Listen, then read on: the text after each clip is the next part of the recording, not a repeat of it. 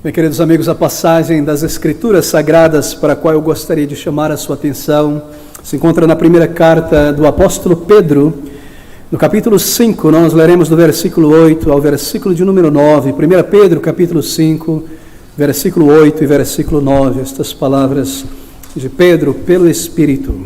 Sede sóbrios, vigiai, porque o diabo, vosso adversário, anda em derredor como leão bramando, buscando a quem possa tragar, ao qual resisti firmes na fé, sabendo que as mesmas aflições se cumprem entre os nossos irmãos no mundo. Bem, o título deste estudo nesta tarde, deste sermão, é a maneira como Satanás opera, é a respeito da maneira como o maligno opera, os estratagemas, os ardis, as ciladas de Satanás hoje, ao longo da história, contra o crente individual e contra a igreja do Senhor Jesus Cristo. Bem, estes sentimentos de Pedro, você consegue ouvir a reverberação deles lá em Paulo, em 2 Coríntios, no capítulo 2, versículo 10 e 11, Paulo diz assim, a partir do versículo 10, a segunda metade, para que não sejamos sobrepujados por Satanás, porque não ignoramos os seus ardis, os ardis de Satanás. Na verdade, no grego, precisamente traduzido seria a mente, a maquinação, os pensamentos, porque não ignoramos a maneira de raciocinar, de maquinar, de pensar de Satanás. Nós não ignoramos as suas estratégias, diz Paulo, reverbera Pedro e toda a palavra de Deus. Nós não ignoramos, queridos amigos, mas se como crentes nós ignoramos, então, meus queridos amigos, se nós colocamos de lado e nos esquecemos que há um inimigo de almas, e que ele trabalha constantemente, incessantemente contra a igreja, contra o crente, bem, então nós nos tornamos presas fáceis na mão de Satanás, para as suas tentações, debaixo do seu alvo, e somos guiados por suas tentações. Aqui está então, na palavra de Deus, tremendas admoestações para a vigilância, para o cuidado, para a atenção, porque não ignoramos os seus ardis, mas se nós ignoramos, então nós nos tornamos presas fáceis, e a nossa santificação é impedida, a obra do Senhor é impedida, a reunião do povo de Deus é impedida, porque é contra estas coisas que Satanás trabalha, opera, planeja, a comunhão do crente com Deus, a adoração dirigida a Deus, a obra do Evangelho, a expansão do reino de Deus neste mundo. Nós não podemos ignorar, nós não podemos ser dormentes diante dos ataques de Satanás, agir de maneira desapercebida. E aqui está uma demonstração à vigilância, porque não ignoramos, nós não ignoramos os seus ardis. Bem, há muitas advertências na palavra de Deus sobre a maneira como o maligno opera. Há muitos comandos à vigilância, há muitas exortações a estar desperto, acordado, atento, reunir a mente, reunir os pensamentos que vagam, despertar a si mesmo em relação a estas questões. Há muitos, nós vemos, por exemplo, em Efésios capítulo 6, 11, sobre as astutas ciladas do maligno. No versículo 16, nós lemos sobre os dardos inflamados, incendiários do maligno. Em 1 Pedro, capítulo 5, nos é comandado a permanecer todo o tempo sóbrio, vigilante, porque o nosso adversário, o diabo, anda em derredor como leão, procurando a quem possa tragar. Mas em 1 Pedro, nesse nosso texto, ele é descrito como leão, rugindo, bravio, feroz. No livro de Apocalipse, ele é descrito como um monstro, um dragão terrível, que busca destruir e engolir. Um leão, um dragão, isso fala sobre a ferocidade do inimigo. Ele é descrito como uma cobra, pelo seu poder de envenenar, de corromper a igreja, de corromper crentes, de corromper a adoração. E assim, se existe um maligno que é retratado como uma serpente, então ele está trabalhando para corromper a adoração, para corromper a santificação do crente em igrejas locais. Em Efésios capítulo 4, 27, nós somos comandados a não dar brecha, a não dar lugar, espaço, brecha ao diabo, isto é, a não entrar em situações, meu irmão, locais, ensino, contextos, que dê brecha ao diabo, às suas tentações, ao seu ensino, ou o que quer que seja. Paulo escreve em Timóteo capítulo 3, 1 Timóteo 3, 7, dizendo: cuidado com o laço do diabo, as arapucas no teu caminho ele irá colocar. Assim nós temos uma figura muito clara na palavra de Deus. Este inimigo, ele é operante, ele é real, ele é operante, ele tem estratégias, ele é como uma cobra, como um leão. Nós não podemos dar espaço, nós devemos estar atentos aos seus laços. Nós somos comandados a vestir toda a armadura de Deus em Efésios 6. Assim nós estamos atentos ou nós estamos dormindo. As artimanhas de Satanás, a maneira como ele opera contra o crente, são coisas reais. São coisas que estão diante de nós a cada dia da semana, tentando impedir a nossa comunhão com Deus, tentando impedir a obra da igreja reunida para avançar o Evangelho, tentando manchar e macular a nossa comunhão com o Senhor, a adoração, o povo de Deus. Estas coisas são operantes, porque o nosso inimigo é um inimigo operante. Assim a palavra de Deus diz: nós não podemos negar, estar desapercebidos dos ardis, das maquinações, dos planos. É necessário compreender os tempos, é necessário compreender como o inimigo opera. É isso que Paulo quer dizer, não negar os ardis de Satanás. Sim, claro, por um lado nós devemos evitar aquele extremo que caracteriza alguns cristãos que vivem em terror de Satanás, em medo contínuo. Eles pensam em Satanás como uma espécie de divindade, quase uma espécie de divindade. Aqui está Deus e aqui está Satanás numa briga constante, pé de igualdade, não é? Esse dualismo espiritual, Satanás lutando com Deus, Deus lutando contra Satanás. Às vezes você não sabe quem está ganhando, quem está mais forte, coisas sobre essa. Não, de maneira alguma. Pessoas que vivem sob o estigma do medo, continuamente apavorados com Satanás. Nós devemos evitar esse extremo, porque a palavra de Deus nos diz que Satanás já foi condenado e a nossa vitória em Cristo é garantida. Assim nós devemos temer mais a Deus do que a Satanás. Todavia, por outro lado, nós devemos evitar o extremo igualmente perigoso de não tomar o inimigo com seriedade, como se ele não estivesse trabalhando, como se não existissem demônios e o inimigo. Ambos os extremos são condenados na palavra de Deus. Ouça essas palavras no versículo 10 ao versículo 11, para que não sejamos sobrepujados por Satanás, porque não ignoramos os seus ardis. Que palavras tão tremendas, não é? Eu gostaria de considerar nesta tarde um número de ações ou um número de maneiras descritas na palavra de Deus sobre como este inimigo de almas, este inimigo do povo de Deus opera. Como ele opera contra o crente individual e como ele opera contra a igreja de Deus. Mas antes de falar, de tocar nisso, eu preciso tocar em uma questão à parte que tem trazido grande confusão no meio evangélico.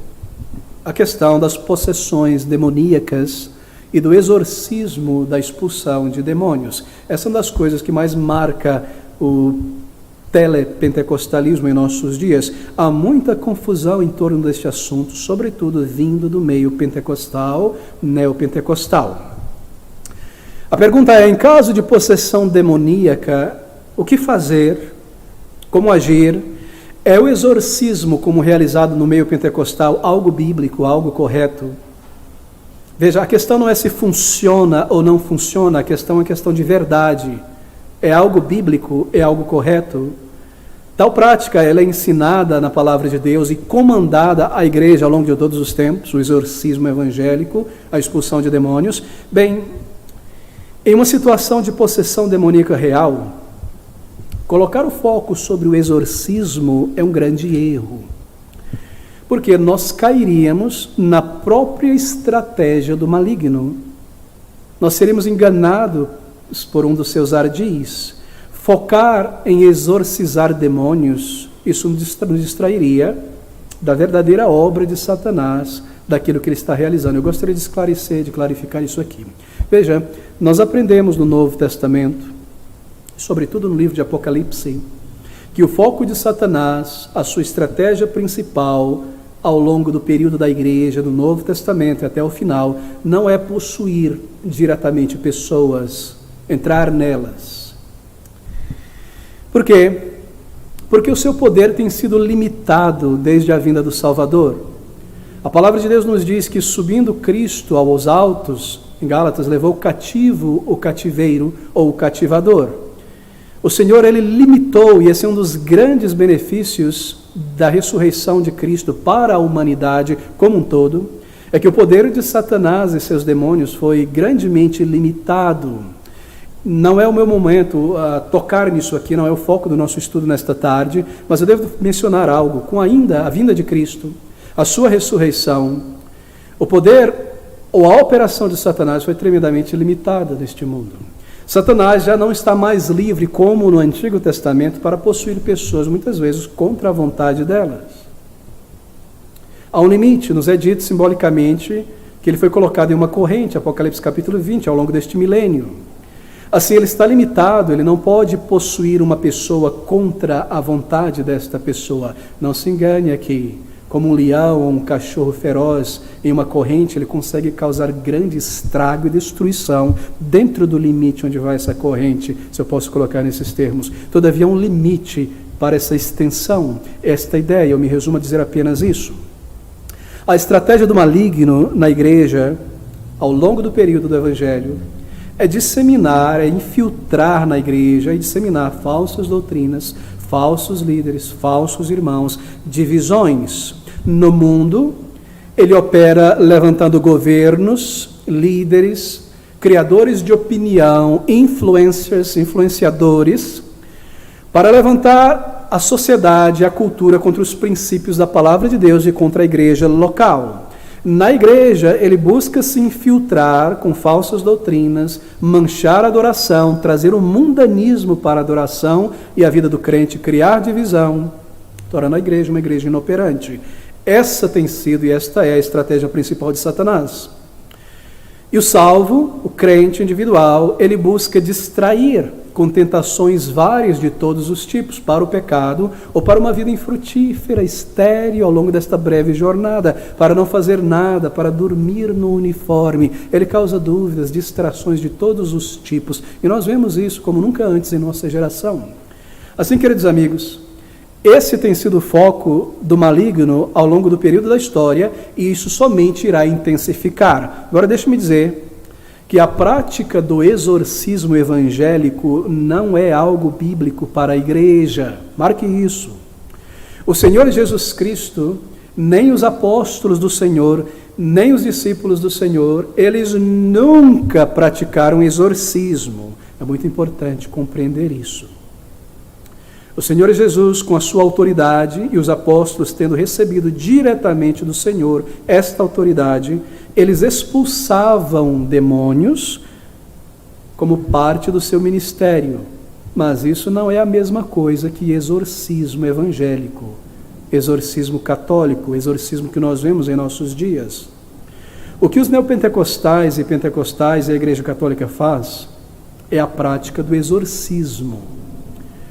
Em Atos, abra comigo no capítulo de número 4, versículo 13 e versículo 14, nós temos aqui certos judeus exorcistas que tentavam praticar o exorcismo. O que eles faziam? Eles tentavam exercer a arte do espiritismo, ou a arte espírita do exorcismo, porque era isso que eles estavam fazendo na narrativa. Eles usavam o nome do Senhor Jesus Cristo em suas fórmulas verbais de exorcismo. Veja então Atos 19, 13 e 14. E alguns dos exorcistas judeus ambulantes tentavam invocar o nome do Senhor Jesus sobre os que tinham espíritos malignos, dizendo: esconjuro-vos por Jesus, a quem Paulo prega. E os que faziam isto eram 7 filhos de Seva, judeu principal dos sacerdotes. Você observa, a impressão que Lucas nos dá aqui é que exorcistas eram popularmente conhecidos ali. Haviam muitos. Haviam exorcistas judeus, haviam exorcistas pagãos, e cada um possuía a sua fórmula verbal para tentar expelir o demônio do corpo de uma pessoa. E aqui nós temos alguns judeus incrementando a sua fórmula verbal, adicionando o nome do Senhor Jesus Cristo a esta fórmula, de modo a remover um espírito, um demônio, melhor dizendo, do corpo de uma pessoa. O próprio termo exorcismo aqui, ele traz essa ideia de palavras xamânicas, xamã, não é? Palavras declaradas para um exercício espiritual ou místico, mas nenhum deles estava expulsando o demônio. Eles nem podiam fazer isso.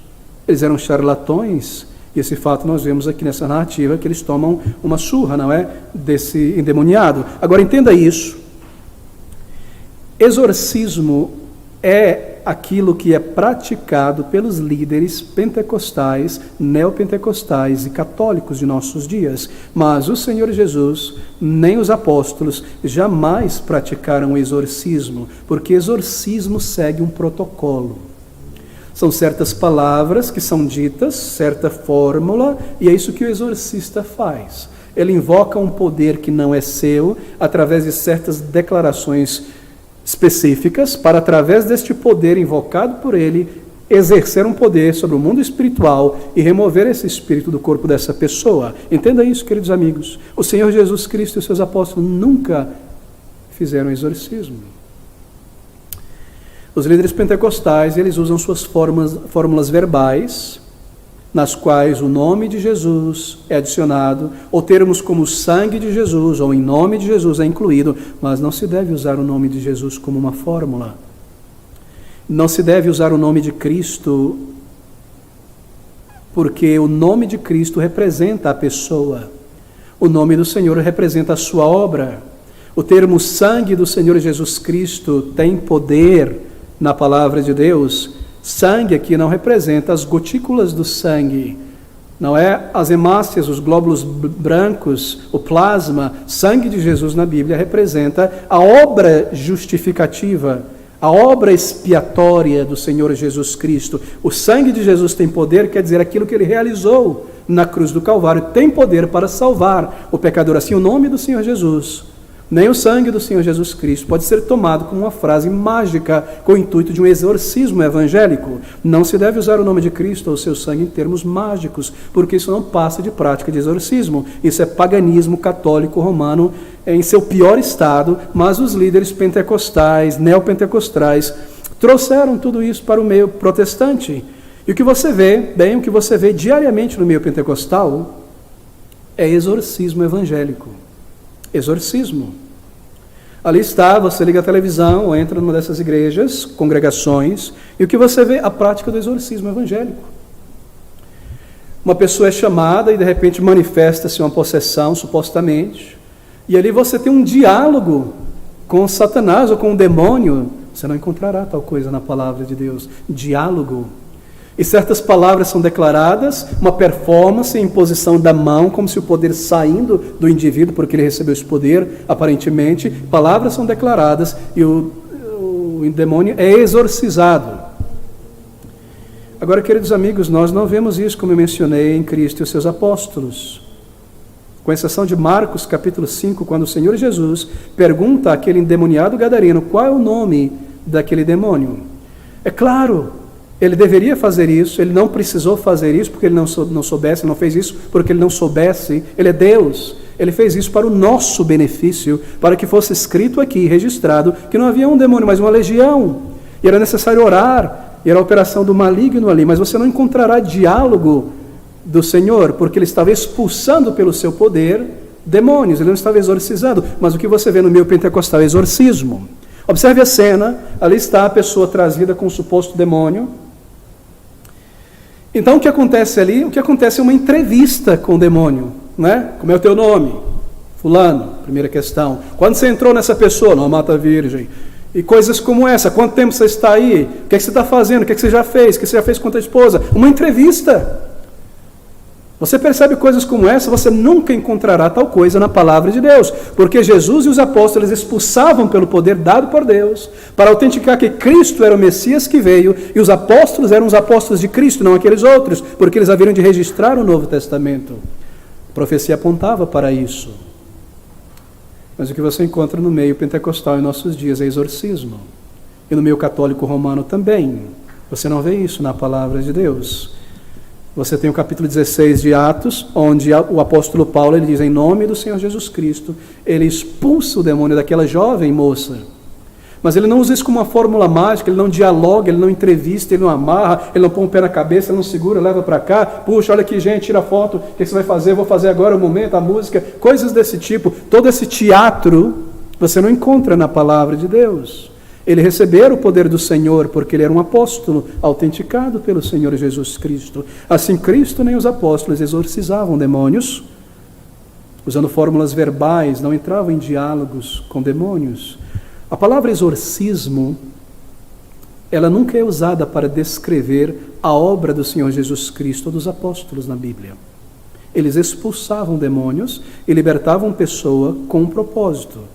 Cristo, sendo Deus, possuía o poder para isso, e os apóstolos receberam autoridade para isso. Nós já estudamos muito sobre isso, não é? Deixe-me lhe indicar esta série de estudos sobre a doutrina do Espírito Santo, está no site, nos canais da nossa igreja. Os líderes pentecostais, embora não utilizem a palavra exorcismo, é isso que eles estão fazendo. Então a pergunta é, se um crente deve buscar exorcizar um demônio, a resposta então é jamais busque fazer isso. Primeiro, porque uma prática pagã não recebe autorização bíblica. Segundo, porque não é isso que o Senhor Jesus Cristo e os apóstolos fizeram. Terceiro, que focar em expulsar demônios, chamando pessoas para irem à igreja para isso, é perder de vista as estratégias de Satanás. Muitas vezes, isso é algo muito sério, triste. As pessoas não observam a maneira como Satanás opera. Paulo diz que nós não devemos negar os ardis, nós devemos usar a nossa inteligência na palavra de Deus para entender como ele opera. Deixe-me dar uma ilustração de como ele opera. Centenas e milhares de grupos chamando pessoas para expulsar o demônio delas, porque o demônio que está na pessoa é a causa da sua infelicidade no casamento, da sua enfermidade, da sua pobreza. Essa é uma teologia demoníaca criada no meio pentecostal, neopentecostal, mas é muito antiga. E as pessoas são arrebanhadas e levadas para a noite de descarrego, para receber uma bênção, para tirar, e é ensinado que toda pessoa, ou muita gente possui um problema sério na vida e a causa deste problema é um demônio, seja você um crente ou não crente, esteja percebido ou não. Assim, o foco é este, venha. E sabe o que acontece? Bem, nós estamos acostumados, todo aquele teatro, não é, de luzes, de foco, de câmera, aquele tempo entrevistando o diabo, o Satanás e seus demônios e toda aquela coisa para mostrar o poder do indivíduo desta igreja e tantas entrevistas. Mas observe como Satanás, ele dá o checkmate em tudo isso aí.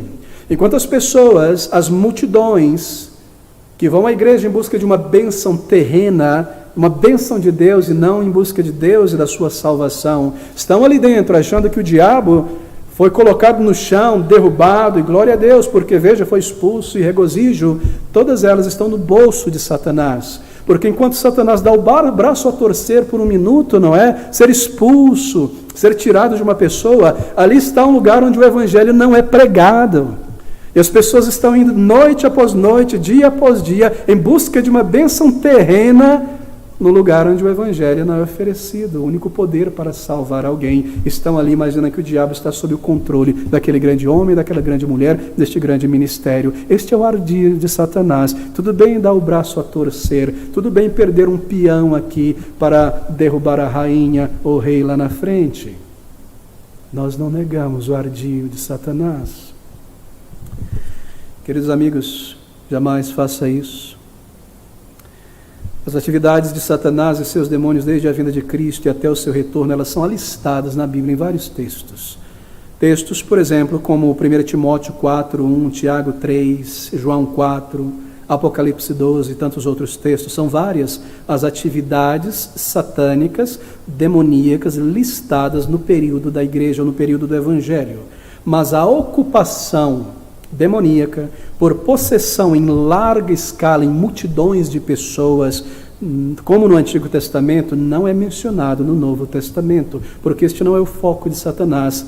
Ele foi tirado, este poder de dominar as pessoas contra a vontade delas, de possuí-las contra a sua vontade. Satanás e seus anjos mentem, tentam levantar discórdia na igreja, fazem guerra contra a igreja, perseguem a igreja, levantam sinagogas de Satanás, mantendo as pessoas ali louvando a Deus supostamente, continuamente busca plantar falsa doutrina no meio cristão. envia os seus missionários do engano, ele copia tudo o que há na palavra de Deus, tudo, tudo. Se Cristo tem uma igreja, Satanás tem a sua sinagoga de Satanás. Se Cristo tem apóstolos, Satanás tem os seus falsos apóstolos. Se Cristo tem os seus profetas, Satanás tem os seus falsos profetas. Se Cristo tem a sua palavra, Satanás tem as suas visões, suas revelações. Claro, certamente, nós não negamos os seus ardis. Lembre-se disso. E lembre-se, em segundo lugar, que não há nenhuma instrução ou comando dado a crentes, a pastores, a líderes e a presbíteros, ao longo da história do cristianismo. Não há nenhum comando na palavra de Deus dado à igreja ao longo da sua história que dê autoridade para exorcizar demônios como parte do ministério cristão. Nós não encontramos isso. Nada é dito nas cartas pastorais sobre a obra de Timóteo, de Tito, dos presbíteros de Éfeso, de Corinto, nada do tipo. Nada nas cartas onde é delineado o trabalho pastoral de diáconos, nem em passagem como Romanos, Gálatas, Efésios, que lidam com atividades satânicas e tentações, você encontrará qualquer comando, exortação para crentes exercitarem exorcismo. Somente o Senhor Jesus Cristo e os seus apóstolos receberam de Deus este poder para uma época específica, com um propósito específico, que nós já mencionamos. Mas talvez haja algumas perguntas em tua mente sobre este tema. Eu não irei responder porque não é o nosso tema nesta tarde. Deixe-me recomendar os estudos sobre a doutrina do Espírito Santo. Estão no site da igreja. Mas, queridos amigos, um crente deve arrogar para si o ofício de Cristo, dos apóstolos? Jamais. E tomar para si a ideia de que possui um poder, uma autoridade dada por Deus para reconhecer, dialogar e expulsar um demônio usando uma fórmula mágica, onde o nome de Cristo, o sangue de Cristo é mencionado de maneira alguma. De maneira alguma. Muitos exorcistas e curandeiros neopentecostais, eles pensam que exorcismo é uma parte necessária do exercício do seu dom de cura. Lhes foi dado o dom de cura, eles desenvolveram uma teologia que diz que enfermidades e problemas é o resultado de possessões demoníacas, então como parte do meu dom de curar, eu também, logicamente, tenho o dom de expulsar o demônio, senão não tem cura. Assim eles saem por aí tentando curar todo mundo, exorcizando todo mundo, chamando as pessoas vir e volta, mesmo crentes em Jesus Cristo, para um descarrego ou o que quer que seja. E assim eles adotam e desenvolvem essas técnicas de exorcismo, mas isso não é ensinado na palavra de Deus. Muito bem, mas isso certamente não responde à tua pergunta. E no caso, embora raro, mas de uma real possessão demoníaca. Pastor, o senhor está dizendo que não há possessão demoníaca em nossos dias? Não, eu não estou dizendo isso. Há, de fato. Claro que há. São raras, mas há. Em casos como este, não descreverei aqui como identificá-la, a palavra de Deus mostra isso. Muito diferente do teatro que nós vemos por aí.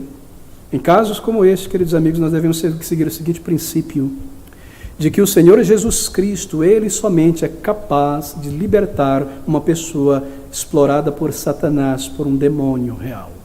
Esse é o princípio. Então nós devemos urgir essa pessoa que nós conhecemos, que tem dado tais sinais, a se voltar ao Senhor Jesus Cristo e orar por esta pessoa, e instar e abrir o Evangelho com ela para que ela se volte ao Senhor. Porque o que adianta exorcizar, expulsar o demônio de uma pessoa quando ela continua no bolso de Satanás, perdida, em pecados? Nós partimos do princípio que só o Senhor Jesus Cristo tem este poder e autoridade. Nossa função é levar o Evangelho, é instar, evangelizar e clamar a Deus que mesmo dessa possessão demoníaca essa pessoa seja liberta e que ela seja então conduzida ao Senhor Jesus Cristo.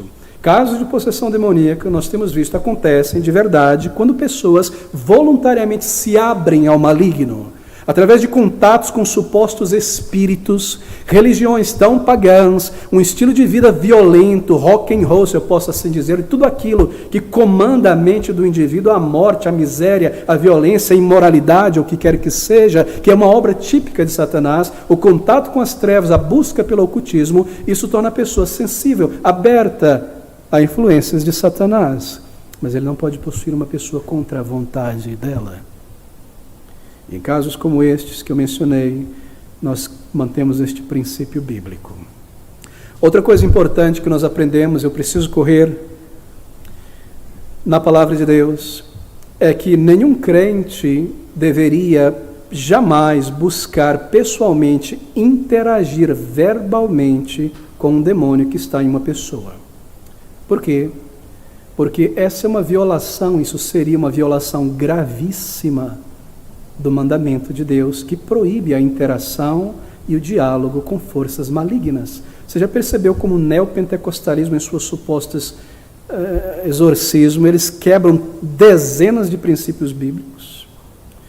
Deus tem proibido qualquer interação verbal entre o seu povo e os demônios, e isso é de vital importância compreender. Abra comigo em Deuteronômio, capítulo 18, versículo de número 10 ao versículo de número 11. Aqui está uma das muitas proibições absolutas de que qualquer forma de envolvimento e interação com o demônio entre pessoas que temem a Deus possa acontecer. Deuteronômio 18, de 10 a 11.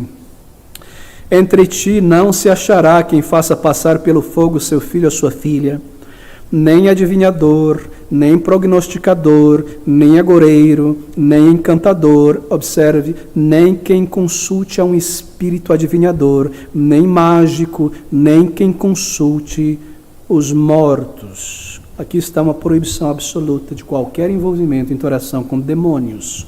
Nós precisamos entender que essa interação verbal ou indireta entre um crente e um demônio é proibida.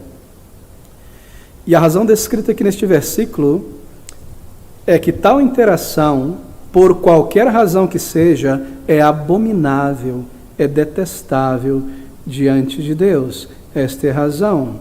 Versículo 12, pois todo aquele que faz tal coisa é abominação ao Senhor. Isto é abominável, qualquer comunicação direta com o demônio, aos olhos de Deus, é algo detestável, algo vil, independente do propósito, mesmo que propósito evangélico. A palavra hebraica traduzida aqui como abominação no versículo 12 é muito interessante. Significa algo que você tem náusea e quer se afastar, algo repugnante. Isso é repugnante para Deus.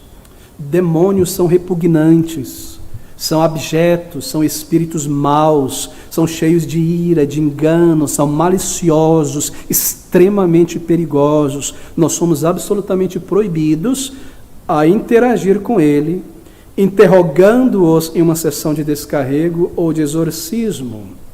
Repugnante, abominável. Deixe-me ilustrar isso aqui. É como um filho. Você tem uma querida filha, um pequeno filho, você dá um banho, está limpo, está cheiroso, uma roupa nova ali, brilhando, pronto para sair talvez, e de repente você descuida e encontra a criança brincando com os excrementos de um animal no esgoto, e você fica assim, não é?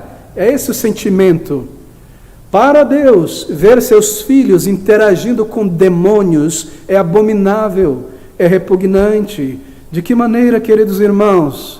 De que maneira, como jamais, tais pessoas que se dizem homens santos, entrevistando demônios? Qual o teu nome? Quanto tempo você está aí comunicando, entrando em contato, dialogando? Serão enganados certamente. Observe outra coisa também. Um dos transgressores da lei de Deus aqui em Deuteronômio 18, porque isso é uma prescrição para não ser transgredida, é chamado no versículo 11 de alguém que consulta um espírito adivinhador. E alguém que consulta um espírito adivinhador é um médium, o intermediário entre uma pessoa e o espírito, médium. Essa frase, que consulta um espírito adivinhador, é a tradução de apenas um termo no hebraico. Refere-se a alguém que se comunica com espíritos. Seja eu perguntar o nome do espírito ou conduzir um culto de exorcismo, ou seja, alguém que conduz uma sessão espírita, é a mesma coisa o termo aplicado. Mas há uma outra pessoa aqui também nesse texto, observe, nem quem consulte os mortos, esse é o espírita é quem consulta os mortos, supostamente mortos, porque não há contato entre vivos e mortos, são demônios. Alguém que consulte mortos em favor dos vivos, clarividência, etc. A palavra de Deus proíbe o seu povo de fazer o papel de um médium. A palavra de Deus proíbe o papel de fazer, ao povo de Deus fazer o papel de um médium. O que você vê nesses âmbitos evangélicos são médiums espíritas, entrevistando demônios em favor da pessoa que será liberta. A palavra de Deus proíbe médiums espíritas, interagir com o espírito, falar, tirar informação, teu nome, onde você entrou, entrevistar, fazer perguntas. Não deve haver tal coisa entre o povo de Deus. Agora observe, Como um cristão, você jamais se viria aceitando o convite para ir a uma sessão espírita, não é? Jamais. Para receber um passe, acompanhar alguém recebendo um passe, um amigo, aprender algo num centro espírita, uma sessão espírita, você sabe que isso é proibido, é abominável na palavra de Deus. Como um crente, você jamais buscaria um intermediador entre você e um espírito, um médium. Uma sessão não é entre você e um demônio. Você sabe que isso é abominável.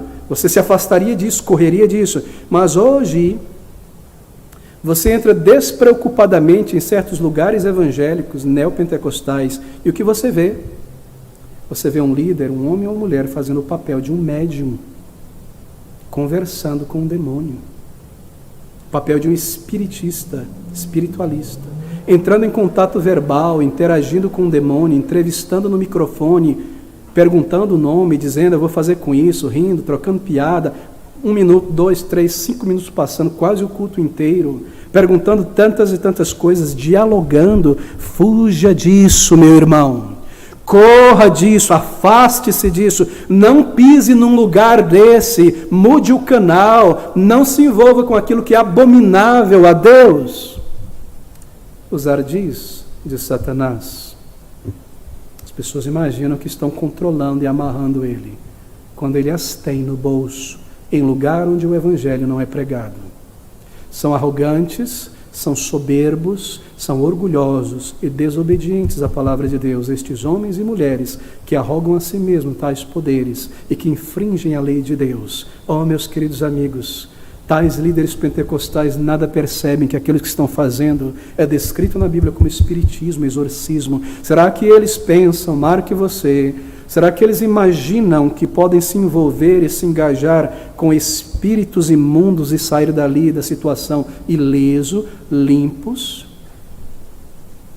A terrível verdade é que essas pessoas que advogam exorcizar, eles serem exorcistas evangélicos, expulsadores de demônios, são exatamente as pessoas mais prováveis a se encontrarem em grande risco espiritual de interferências demoníacas em suas vidas, semana após semana, dia após dia, se envolvendo com estas coisas. Acaso é coincidência que com frequência em nossos dias você ouve nos telejornais, na internet, na TV, que um desses super exorcistas, super profeta neopentecostal, super profetiza, que voa no Espírito, que profetiza no Espírito, que expulsa os demônios, caiu em um crime, um pecado grave e grosseiro e se descobriu toda uma imundície na vida dessa pessoa? Será que é por acaso isso? Que o coração foi entregue à ganância e se tornaram charlatões, se envolveram em moralidade grossa e tiraram a vida de pessoas? Você não pode interagir com demônios e sair limpo dessa situação. Será que é por acaso que tantas pessoas estão demonstrando problemas de esquizofrenia e cuja vida familiar e casamento é uma desordem, inverter os papéis no lar e não tem foco nem raiz na palavra de Deus, ao lidar com questões como essa?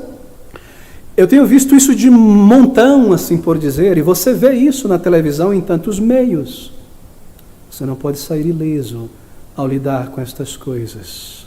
É por isso que a palavra de Deus é taxativa ao proibir tais coisas. Eu sinto que eu gastei muito tempo neste ponto, que deveria ser apenas um parêntese aqui nesta tarde. Mas eu precisava tocar nisso. Mas deixe-me seguir agora, nesses próximos momentos, de maneira um pouco mais breve, a lidar com a maneira como o inimigo, então, de fato opera na vida do crente, na vida da igreja, contra a obra do Senhor. Coisas que ele pode fazer e está fazendo contra a igreja. Bem, a natureza da estratégia de Satanás contra a igreja no Novo Testamento, ela é descrita em textos, como eu mencionei, como 1 Timóteo. Abra comigo nesse texto, capítulo 4, versículo 1. Há muitos textos, lidarei apenas com um, 1 Timóteo 4, versículo 1. Mas o Espírito, isto é, o Espírito de Deus, expressamente diz que nos últimos dias, nos últimos tempos que nós vivemos, apostatarão alguns indivíduos da fé, dando ouvidos a espíritos enganadores e a doutrinas de demônios, Satanás, ele polui igrejas locais, trazendo o mundo para dentro dela e ideias satânicas para dentro delas. Essa é uma maneira que ele opera. Em Mateus 13, não abrirei, nós aprendemos na parábola do semeador, o trabalho da igreja de evangelizar, de pregar o evangelho, que Satanás interfere com a transmissão da palavra de Deus. E ele interfere de toda maneira, ele tenta mudar a palavra, ele tenta mudar a maneira de interferir. E das maneiras mais óbvias e práticas, há lugar que diz que prega o evangelho, mas você entra para sentar ali e ouvir o evangelho, ele interfere. Como? Gente andando, gente saindo, é música, é barulho, é gente pulando, é criança, ele interfere com o teu próprio ouvir do evangelho. Isso é que o evangelho é pregado. Ele interfere na pregação do evangelho, para que ela não chegue à tua mente, ou que você não esteja apto a absorver a palavra de Deus. 1 Timóteo 4:1, ele inspira falsos profetas e falsos trabalhadores cristãos, não regenerados, é claro, que produzem ensinos hereges. Entenda isso, isso é muito real no século XX, já de muito tempo. Ele sugere ideias, ele ensoberbece pessoas, chamados aqui de falsos profetas e líderes, para que esses indivíduos produzam sistemas de conhecimento, sistematizem ideias, imprimam, espalhem pelos seminários, torcendo o evangelho, torcendo a vida cristã, esvaziando a Bíblia, a tal ponto que esse livro não é divino, tem que ser relativizado, tem que ser esvaziado, tem que ser contextualizado, senão não serve. Em 2 Timóteo 3, de 1 a 9, ele coloca falsos crentes dentro de igrejas locais, sim, esteja atento a isso. É ele quem está por trás de toda a apostasia.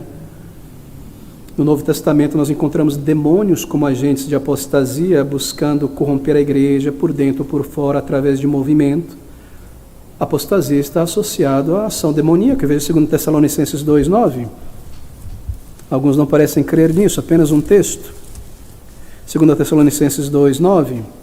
A esse cuja vinda é segundo a eficácia de Satanás, com todo o poder e sinais e prodígios de mentira. Você sabia que no final dos tempos, esse período que nós estamos entrando, se intensificará os falsos milagres e as falsas operações de sinais? Falsos não porque não sejam milagres e coisas grandiosas, são, mas que não são segundo a verdade. Por isso que a resposta de Cristo a tais pessoas naquele dia é: Senhor, nós não expulsamos demônio em teu nome e fizemos muitas maravilhas, nunca vos conheci. Claro que ele sabia quem eles eram, mas não os reconheceu como os dos seus. Significa dizer que há falsos operadores de milagre, e há coisas que acontecem, sim, mas que não partem da verdade, queridos amigos, porque Satanás também tem poder, ele está por trás da apostasia, do fugir da verdade, do se afastar da pureza da palavra. Aqueles que promovem novas doutrinas, ele infiltra no meio da igreja. Aqueles que promovem novas doutrinas, ou doutrinas contrárias à verdade, eles não percebem, me parece, que seus autores, de onde eles tomam essas ideias, são pessoas influenciadas por demônio, que sugerem as suas ideias, suas mentes, ideias extravagantes. Veja um único exemplo de muitos. Você observa aí, não, essa teologia do abraça tudo, a teologia que diz: venha como está e permaneça como está. Você já ouviu essa teologia por aí? Venha do jeito que você está no teu pecado. Sim, venha, mas para permanecer no teu pecado. Nós te abraçamos, te aceitamos. Essa teologia se espalha por toda parte, não é verdade? E as pessoas que promovem essas ideias de que a Bíblia precisa ser relativizada, a Bíblia precisa ser revisada, e nós precisamos incluir o pecador como ele está e abraçá-lo como um cristão, sem que tenha havido uma obra de regeneração, são doutrinas de demônio, porque a palavra de Deus, o Evangelho, é para transformação da vida. Assim eles buscam isso do marxismo, do liberalismo, de onde quer que seja, de autores seculares, mundanos, muitas vezes, tentam fazer uma síntese daquilo para aplicar no meio cristão e desenvolver suas categorias, não é, de intermediação e coisas desse tipo. Não percebem que isso provém da mente de ateus, de pessoas que tinham uma agenda satânica. Queridos amigos, eu não preciso ir longe, você está acostumado a ver estas coisas. Se Satanás pode entrar em igrejas e se inserir ali com falsos ensinos, então ele irá confundir, desvirtuar o crente, e assim ele triunfa sobre uma igreja local. E o que nós temos hoje no Brasil, aqui em São Paulo em particular, são muitos grupos onde não há mais um pastor ali. Ali há um cientista social de má qualidade, mas um cientista social que absorveu das ideias deste mundo e sequestrou a plataforma daquela congregação e agora tenta passar sua agenda de doutrina sobre uma congregação. E você vê isso por todo lado. Satanás pode entrar em igrejas e inserir ali o seu falso ensino, ele irá confundir, desvirtuar o crente, e assim ele triunfa sobre uma igreja local. E ele continuamente busca fazer isso. Para impedir e dificultar o evangelho, muitas vezes ele tenta o crente ao mundanismo, à preguiça, à indiferença, com o sofrimento das almas perdidas. Esse crente ele vive em torno de si mesmo, no trabalho, em casa, ele não tem paciência com ninguém, ele não vê alma em ninguém, só vê esse chefe, essa pessoa, isso, esse entrave, isso, aquilo, ele não evangeliza. Ele gera perseguição física contra a igreja. Neste momento há países onde igrejas são ilegais, a Bíblia não pode ser impressa, não é mais um ou dois, são dezenas. Você não pode entrar no país com uma Bíblia na mão, eles vão ver na tua mochila, te perguntar, você não é permitido entrar. Ele controla pessoas que se opõem ao Evangelho, ele cega as suas mentes através de falsas ideias, e assim, por meio dessas pessoas, ele passa a legislação, lei, influencia pessoas, cria uma cultura intrinsecamente mundana, espalha isso por todo lado. E assim a imoralidade é legalizada, aplaudida, o assassinato de crianças no ventre de mães é aplaudido, leis para provar, que são aprovadas para punir quem se opõe a essas coisas. E em tudo isso nós vemos a mão e a orquestração de Satanás. É assim que ele opera. Mas o movimento neoevangélico e muitas vezes pentecostal, ele retrata Satanás como um bicho feio, com chifre verdinho, com arpão. Enquanto eu não vejo ele na rua, eu imagino que ele não está operando. Ó, queridos amigos, Satanás dá gargalhada destas coisas. E quão tenebrosa não deve ser essa gargalhada. Ele opera incessantemente contra o salvo.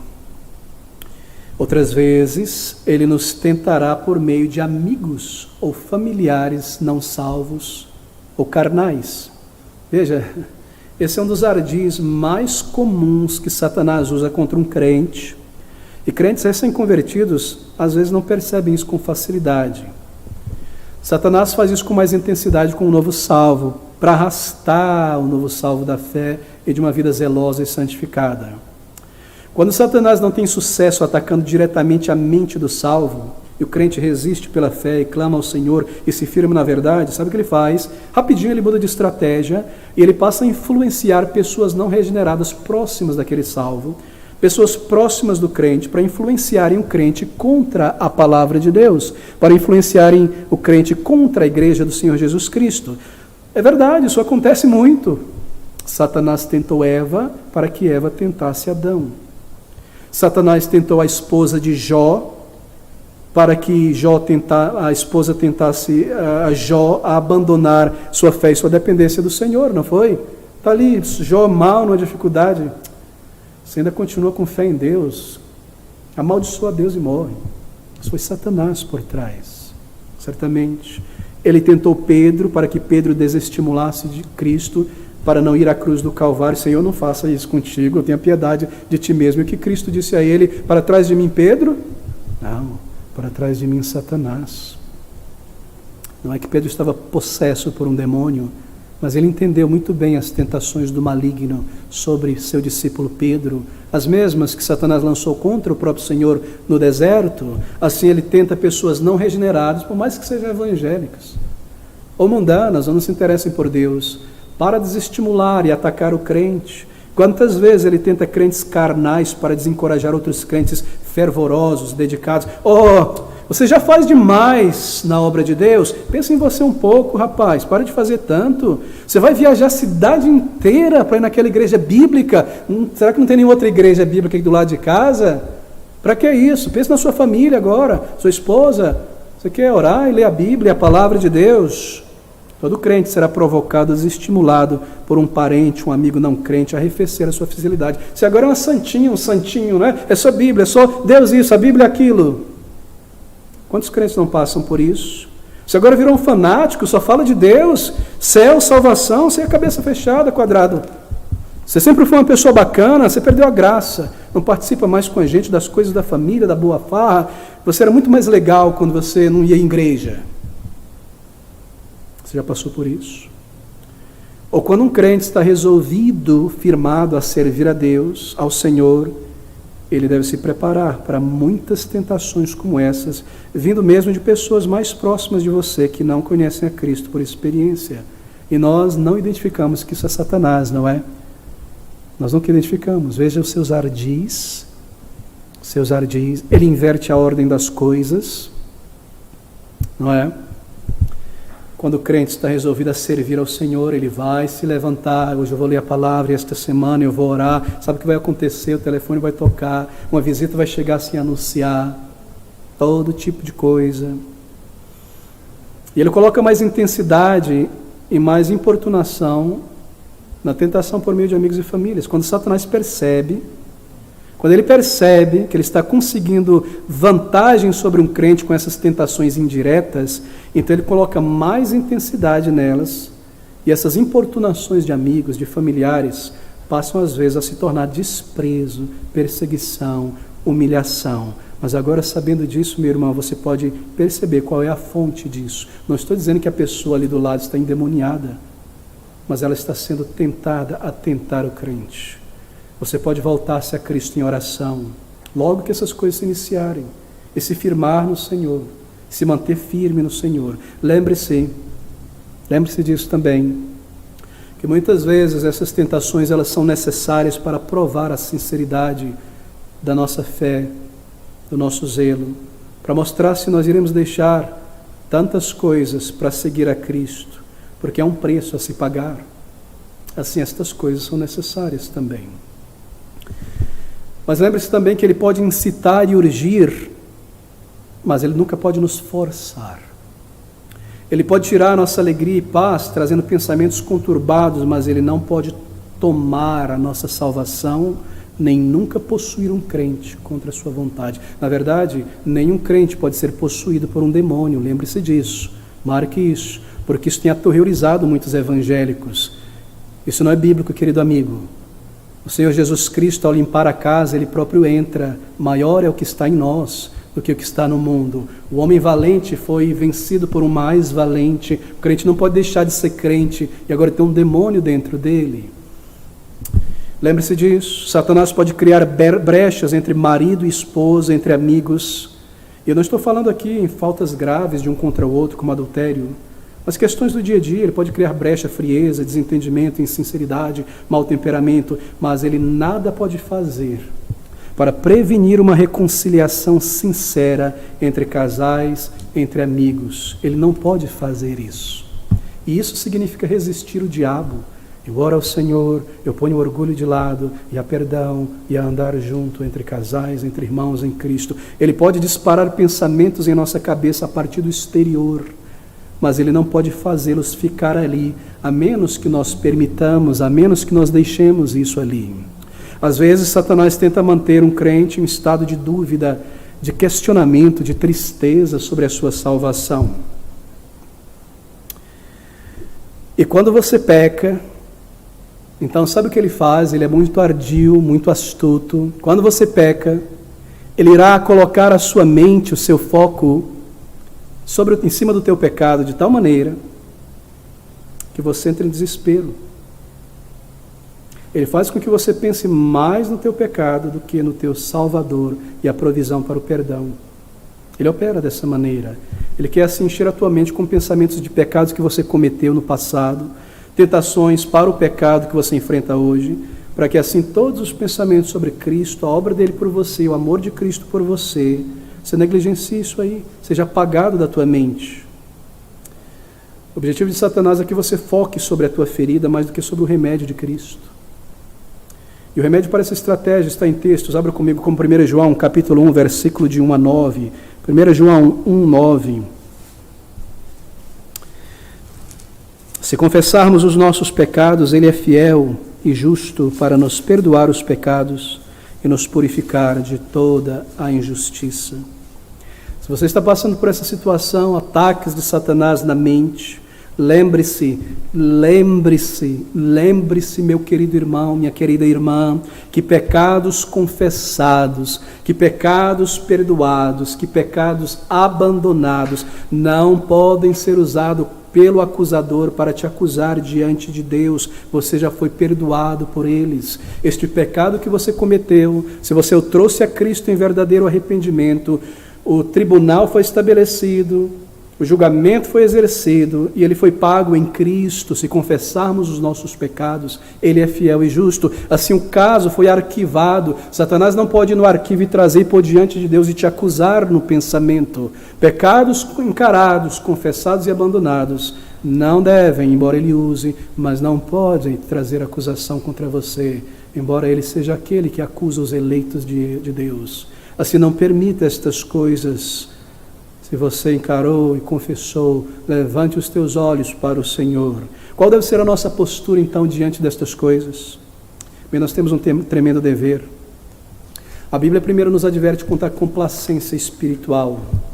Nós precisamos identificar primeiro, recorde, que há um inimigo dentro de nós, chamado velho eu, um resíduo do pecado. Lembre-se de Paulo em Romanos: permaneceremos no pecado para que a graça abunda? De maneira nenhuma. E lembre-se que nós temos um inimigo externo também, que toma vantagem da reminiscência do pecado em nós. Queridos irmãos, é necessário testar, provar os espíritos da verdade e do erro. Não seja esse tipo de evangélico que vai em qualquer lugar buscar uma bênção. Pense, ensinos heréticos, eles são bombardeados na mente de todo crente, dia e noite na internet. Você nem pede, mas chega no teu celular, todo tipo de coisa, de crente sincero, tem boa vontade, mas envia uma heresia para você sem perceber. Você deve ver isso com muita calma e seriedade. Não seja esse tipo de crente sentimentalista. Oh, que figurinha bobinha, um bebezinho, um cachorrinho, uma mensagem junto e essa coisa. Qual é a doutrina que está por trás disso? Qual é o ensino por trás disso? Não seja esse tipo de crente sentimentalista que passa coisa para frente o tempo todo sem perceber. O cavalo de Troia, a armadilha, o erro que se espalha. Não caia em frases bonitinhas sem perceber a lógica dela, se ela possui base na palavra de Deus. Observe as premissas. Você tem a palavra de Deus em tua mão, assim está um chamado, uma advertência a estar atento, a vigiar. O dever de cada crente, de cada igreja. Nós não podemos permitir o mundo entrar na igreja, seja pela adoração, pelos modismos. Nós não podemos ser passivos e indolentes quando confrontados com os instrumentos do diabo, falsos profetas, falsos líderes e anticristo. O crente precisa aprender a identificar e a rejeitar o erro, a mudar o canal, a sair daquele lugar, não entrar, não aceitar o convite. Nós precisamos disso, queridos irmãos. Nós devemos conter os assaltos do diabo. Nós devemos proclamar a verdade de Deus. Aquele que é nascido de Deus vence o maligno, e é assim que nós vencemos o maligno. Assim nós precisamos de fé nas promessas de Deus, de que Ele estaria conosco até o final, e assim nós vencemos.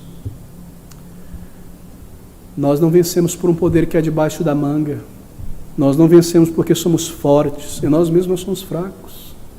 O maligno é muito mais forte do que nós, muito mais inteligente do que nós, muito 1000 anos-luz. Nós vencemos porque nós estamos em Cristo, em Sua palavra. E conquanto nós temos ela em nossa mente e coração, nós somos mais do que vencedores. E nós vencemos porque Ele venceu o maligno. E por fim Ele nos guardará até o final. Assim quanto por um lado é um erro tornar-se obcecado com pensamentos sobre Satanás e demônio. O demônio está aqui, está daquele lado, está acolá, eu tenho que correr, eu tenho que fazer alguma coisa. Cuidado com isso.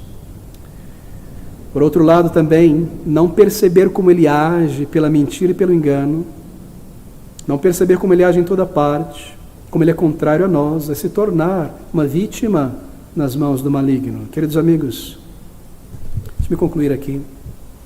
Aqueles que estão em Cristo, eles são parte da família de Deus.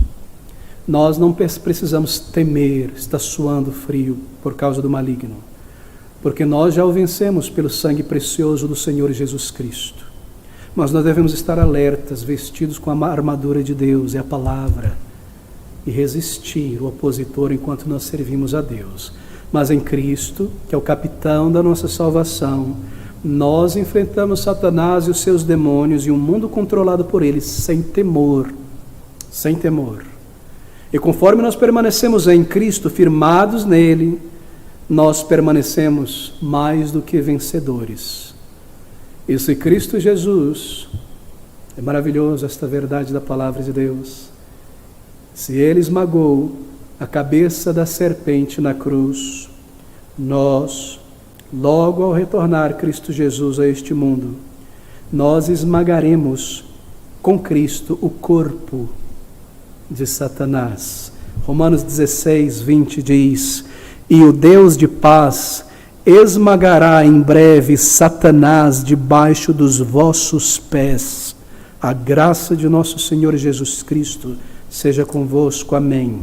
Mas até que isso aconteça, este é o comando do Senhor Jesus Cristo para todo crente, para toda a igreja: sede sóbrios, vigiai, porque o diabo, vosso adversário, anda em derredor como leão bramando, buscando a quem possa tragar, ao qual resisti firmes na fé, sabendo que as mesmas aflições se cumprem entre os vossos irmãos no mundo.